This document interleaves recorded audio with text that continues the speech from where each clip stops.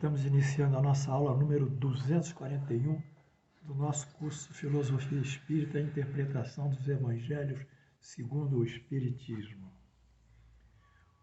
O nosso bloco trata do rito, do estudo do rito.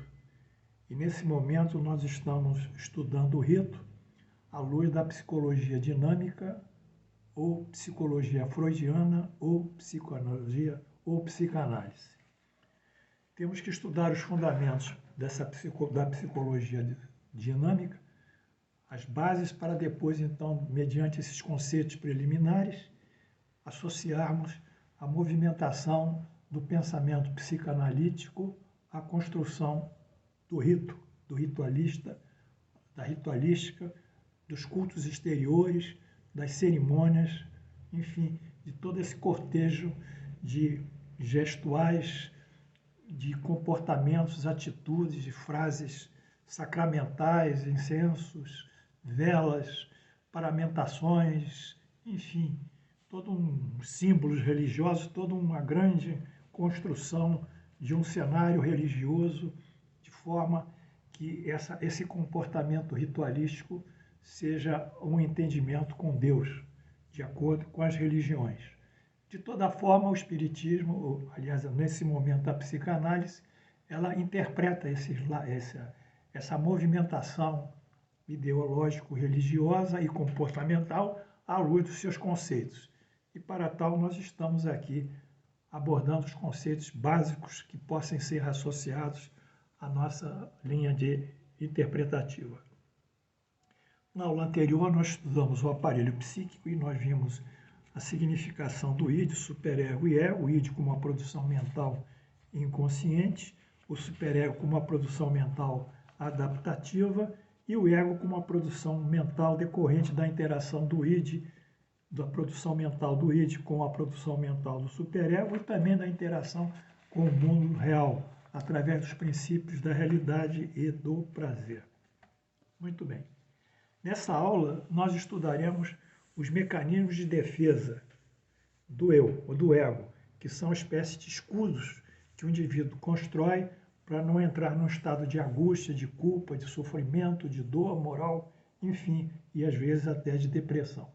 Esses mecanismos de defesa, eles fazem parte da primeira linha de defesa do eu, de forma a ainda manter o psiquismo equilibrado do indivíduo. Ele tem que usar isso como se fosse uma defesa imunológica contra as bactérias, contra os vírus.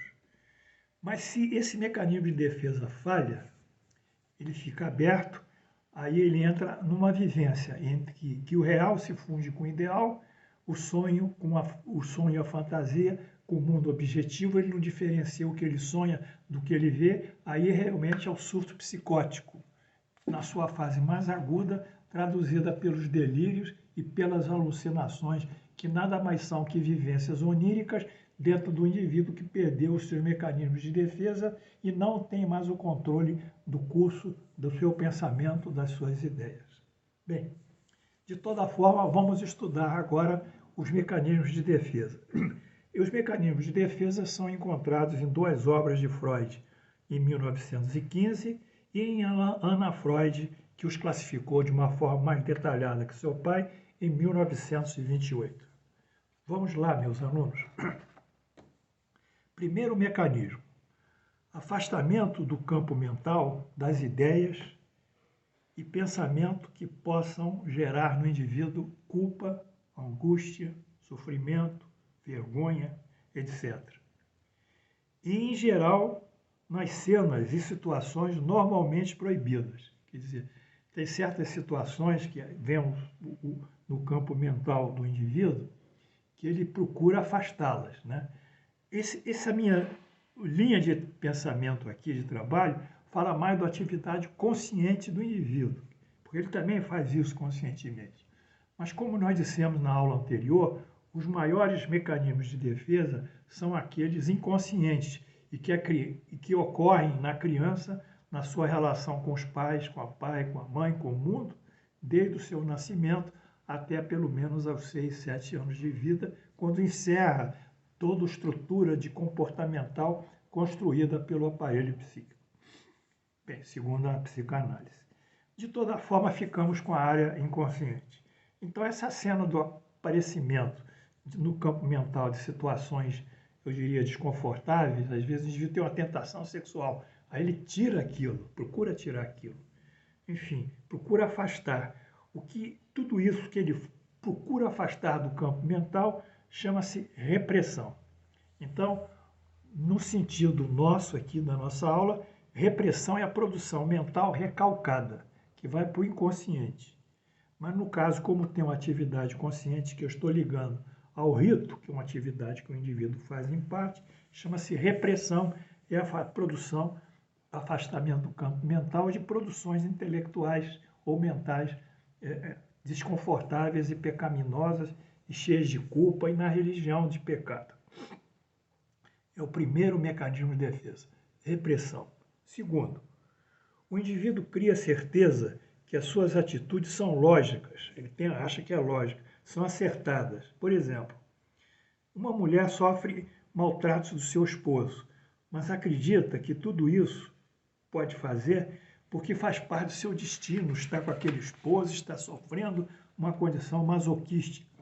E aplica assim a sua razão como justificativo para se sobreviver e conviver com essas situações. Outra forma também de racionalização clássica é uma fábula da La Fontaine, da raposa e das uvas. Né? A raposa olhou para um parreiral, estava cheio de uvas maduras. Ela falou, puxa, eu podia pegar essa uva aqui e comê-las. Aí ela tentou chegar ao alto, mas não conseguia alcançar os galhos. Ela tentou uma vez, tentou duas, sem sucesso. E aí? E aí ele olhou e falou, puxa, realmente. Aí ela começou a racionalizar. Essas uvas vão me fazer mal, elas são ácidas, elas vão alterar a minha digestão. Esses galhos, se eu tocar neles, podem ferir as minhas patas. Realmente não é conveniente que eu busque alcançar esses galhos. Essas uvas, no final, vão me prejudicar até a minha saúde. E ela desiste por esse mecanismo que nós chamamos, que ela racionaliza a sua insatisfação, a sua incompetência de alcançar as uvas, e a mulher racionaliza o sofrimento dela como um ato do seu próprio destino, do seu próprio karma. Cuidado, a racionalização é muito perigosa. O que é certo, o que é errado. Não racionalize o errado, fazendo o errado o certo. Temos que ter a mente lúcida.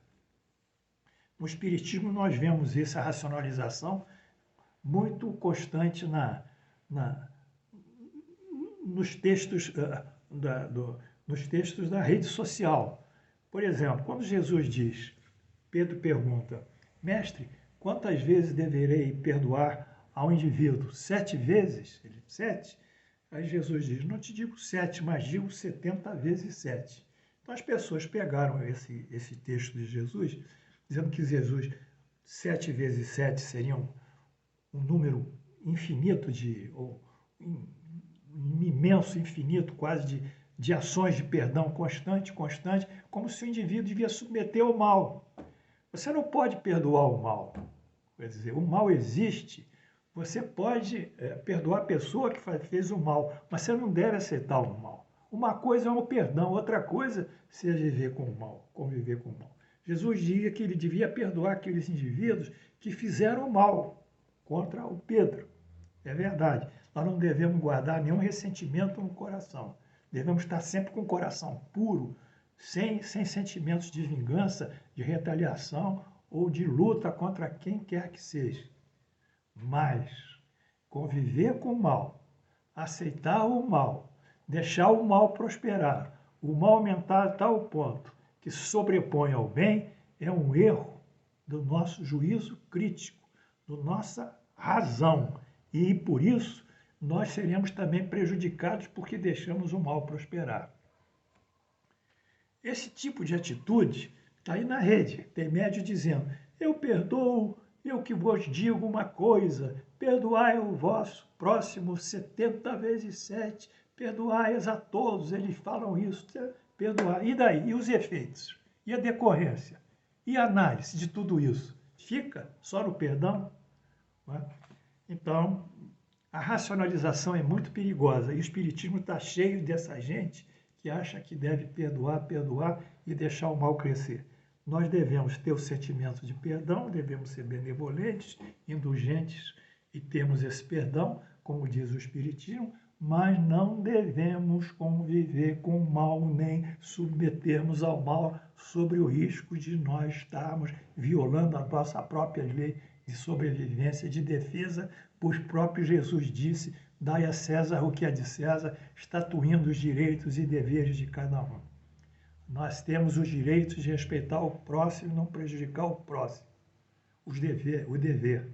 Mas temos o direito também de não ser prejudicado e também não ser desrespeitado. Essas são as duas faces da moeda, direitos e deveres. Firme em isso, aluno, e não caia nesses cantos de sereia que estão induzindo vocês ao perdão eterno, a uma atitude utópica, inexistente do ponto de vista existencial da própria natureza humana, que não é esse tipo de gente que pode perdoar a todos indefinidamente. Perdoai, mas mantenha o juízo da realidade. Esse aí é o perigo da racionalização, que é o falso juízo de valor, que é a premissa errada, o indivíduo tem a premissa errada, acha que aquilo está certo, aquela coisa errada, estabelece o raciocínio e chega a uma conclusão errada. Não é? Certa, aliás, mas fundamentalmente errada. É a racionalização da mulher que sofre, da mulher que está apanhando, aí nós vamos dizer, você está apanhando, reza, minha filha, reza para não apanhar. Ela não pode rezar para não apanhar, porque ela vai continuar apanhando. Ela tem que chegar e dizer para o marido, você está me batendo, eu vou tomar uma providência para você não me bater mais. Vou falar com meu filho, vou falar com quem me ajuda, e em caso extremado eu vou chamar a polícia, que eu não quero viver apanhando. A reza com você não vai resolver o meu problema. Quer dizer, colocar mais uma vez a visão mística das coisas, fugindo da nossa autodeterminação e nossa vontade, nosso livre-arbítrio para trabalharmos contra o mal. Isso é muito importante. Portanto, esse aí eu me estendi bastante, é o segundo mecanismo de defesa, a racionalização. Terceiro mecanismo, a tendência de se defender atribuindo a terceiros os erros, culpas e fracassos. Quer dizer, você que é culpado, você que é errado, você que fez tudo, eu não fiz nada, eu estou certo, eu sou puro, você que é impuro. É, por sinal, um dos mais críticos mecanismos de defesa. Projeta-se nos outros as ideias e os pensamentos que são reprovados em nós, que estão em nós, e denomina esse mecanismo de colocar nos outros as nossas insuficiências e responsabilizar os outros pelos nossos fracassos. Esse mecanismo é chamado projeção. A inserção no próximo de ideias e sentimentos que nós temos em nós. Às vezes a projeção não é sobre o fracasso, é sobre a idealização. Por exemplo, nós projetamos numa pessoa um sentimento nosso de idealização, que nós queremos aquele amor, aquela alma gêmea, e achamos que isso vai acontecer, e projetamos esse ideal de alma gêmea na pessoa, e achamos que a pessoa vai se comportar como alma gêmea. É uma projeção também. Quer dizer, todo sentimento, e todo pensamento, e todas as ideias que nós colocamos no próximo, que nascem de nós próprios, é chamado projeção. É o terceiro mecanismo de defesa. Primeiro foi a repressão, o segundo, a racionalização, e agora o terceiro, a projeção. O outro mecanismo de defesa